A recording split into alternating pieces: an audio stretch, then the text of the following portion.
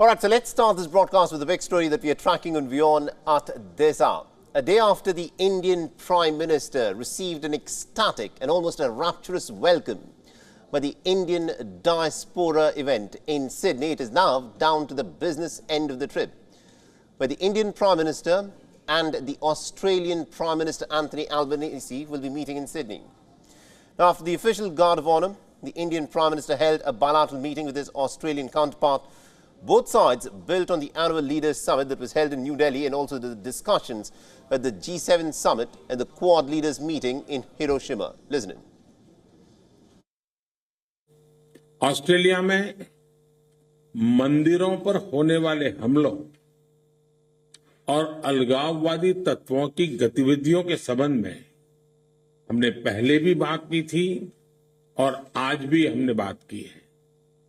भारत और ऑस्ट्रेलिया के सौहार्दपूर्ण रिश्तों कोई भी तत्व अपने विचारों या अपने एक्शन से आघात पहुंचाए, ये हमें स्वीकार्य नहीं है।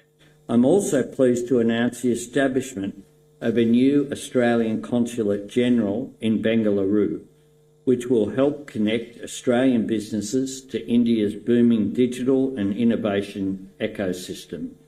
And I welcome India's plans for a Consulate General in Brisbane. The leaders also discussed issues of trade and investment, of people-to-people links, of renewable energy and defence and security cooperation.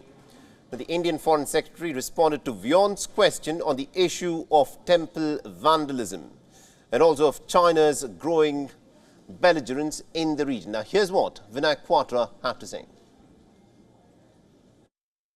During the discussions between the two Prime Ministers, there were also areas of regional significance and regional developments in the region which came up for discussion.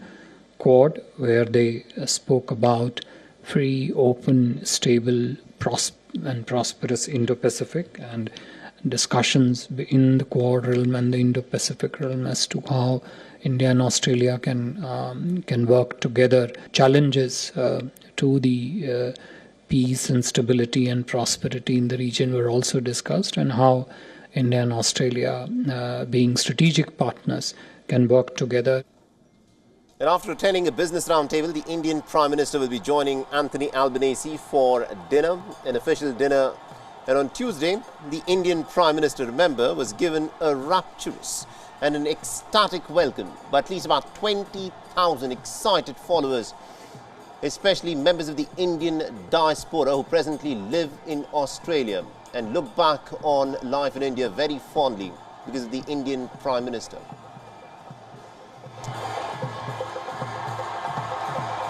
Now, this event was also attended by the Australian Prime Minister Anthony Albanese, who accompanied the Indian Prime Minister on the stage at the Olympic Park Arena event that attracted thousands upon thousands of members of the Indian diaspora who in fact presently live in Australia at this moment. A chartered Qantas flight that was rebranded as Modi Airways brought fans from Melbourne, and Modi Express buses were also chartered from Queensland to bring the crowd in for this quite outstanding event, one of a kind that Australia has witnessed in its history. And what is also interesting is that during the event, the Australian Prime Minister Anthony Albanese said, and I quote him here, "The last time I saw someone on the stage here was Bruce Springsteen, and even he did not get the rock star welcome that the Indian Prime Minister Narendra Modi has got." And dubbing India as a force for global good and a bright spot in the world economy, the Australian Prime Minister added that Delhi and Canberra are now working on a comprehensive trade pact. Now, both India and Australia are very strong, vibrant, secular and multicultural democracies. They both have a free press and also an independent judicial system. And English language happens to be an important link between the two nations. The Australia-India relationship was, of course, upgraded to a comprehensive strategic partnership on the 4th of June in 2020. In 2021, India was Australia's sixth largest two-way goods and services trading partner and the fourth largest goods and services export market. The Australian government data has further stated that the two-way goods and services trade with India has now risen to $34 billion. This was as of 2021, and this figure is only likely to increase in the days to come. And also to give us more insights in terms of what, of course, is expected to happen today, we're being joined in by our principal diplomatic correspondent, Siddhant Sibil, who's joining us live from Sydney at this moment. Now, Siddhant, this, of course, has been a remarkable visit by the Indian Prime Minister. We saw the rapturous and ecstatic welcome that he got by members of the Indian Diaspora. And tell us as to what is expected today.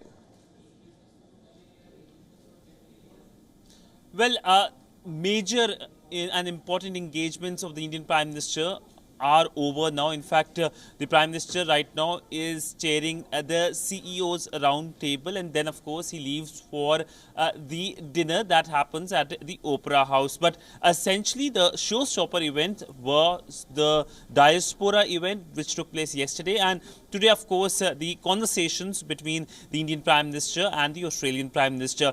When it comes to the talks today, we know that there were two key outcomes. First, of course, the signing of the Mobility Pact. Second was the terms of reference for green hydrogen. Both countries are keen that when it comes to cooperation in areas like renewable, that terms of reference will help resolve issues like how both can chart a common path for using green hydrogen and how they can work together under a joint group. But essentially the big word coming from the conversation is that both countries are working towards convergences, whether it is in the Indo-Pacific, whether it is security and defense, or whether it is on the common challenges like a very aggressive China. But essentially this visit was also about celebration of the relationship with the Diaspora event. 20,000 members of the Indian Diaspora present in that arena. And we also saw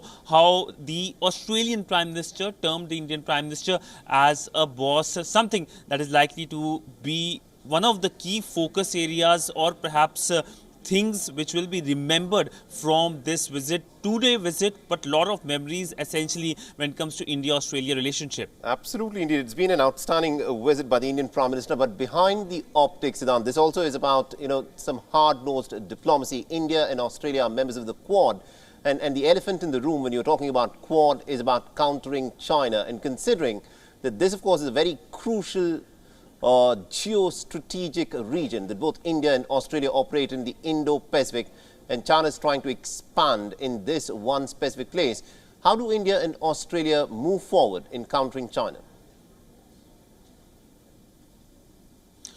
Well, both India and Australia are part of the Quad grouping, a Quad grouping which has a positive agenda, as the leaders and the officials of not only both but all the four countries have been saying. Now, Quad is being termed as Asian NATO by China, but dismissed by all four countries, and how they are dismissing is by practical cooperation in areas like humanitarian assistance, in scholarships, in providing vaccines to the region, and making sure that when it comes to the Indo-Pacific region, it's free and open Indo-Pacific region. That clearly is a message to Beijing, which many believe is trying to be aggressive and trying to claim large areas in the region, whether it is South China Sea, Senkaku Islands, or when it comes to border issues with India.